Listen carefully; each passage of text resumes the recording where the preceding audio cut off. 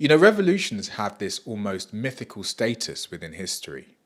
They're supposed to bring freedom, equality, and a fresh start. But do they? When you really look at it, revolutions leave behind a trail of heartbreak, loss, and instability. Take the French Revolution, for example. It promised liberty, equality, and fraternity, but what did it deliver? Roughly 2 million lives lost through war, executions, and famine. And when the dust settled, the monarchy wasn't replaced with lasting democracy, it was replaced with a dictator called Napoleon who led France into even more wars. And the Russian Revolution? Yeah, it overthrew the Tsar, but it led to a regime that was responsible for nearly 10 million people dying in the civil war that followed. Even when revolutions are successful in tearing down oppressive systems, they often pave the way for new forms of oppression, sometimes worse than what came before. So, what's the alternative? Let me tell you about something incredible: the Mondragon Corporation. Now, you may be thinking, what's incredible about a corporation? Well, this corporation is completely different. It's much more democratic because the workers own the business. That's right, the workers themselves are the owners. Back in 1956, in the Basque region of Spain, people were living in the aftermath of a civil war and World War II.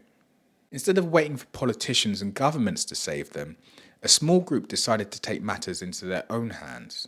They started small with just a technical school and then went on to build something extraordinary: a network of worker-owned businesses.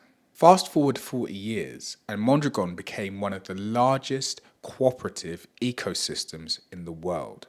They've got companies in manufacturing, retail, finance, and even education, and it's all run and owned by the workers themselves. The best part is, it didn't take centuries for them to realize this change. It only took one generation. That's right, one generation. That's crazy.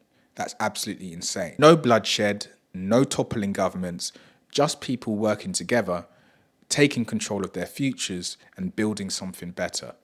That's why I always say it's so much better to just step into the new, start creating something alternative rather than trying to kick against the old. It's so much more effective, so much more efficient, because reform only leads to more reform, which means that your positive changes in government could be changed by the next government. When you actually take control of your situation and you look to people around you and you start thinking, well, let's build our own resources, let's focus on our own communities, and let's create our own infrastructure. You release dependency on government, you release dependency on big business to decide your outcomes, and you take that control back within your community and hopefully feed back into your community, making it even stronger. That's what the Mondragon Corporation did. So what about you? Do you think this could work where you live? Or maybe you've got some ideas or concerns that I haven't mentioned. Please let me know what you think in the comments, because I want to hear your ideas. I truly believe this is the best thing that we could do as a people in the UK and across the world to bring power back to the people and increase social mobility, take control of our lives, and reduce dependency on the system. Politicians, governments, big business. Let's take some autonomy back and create a better future for ourselves and our children.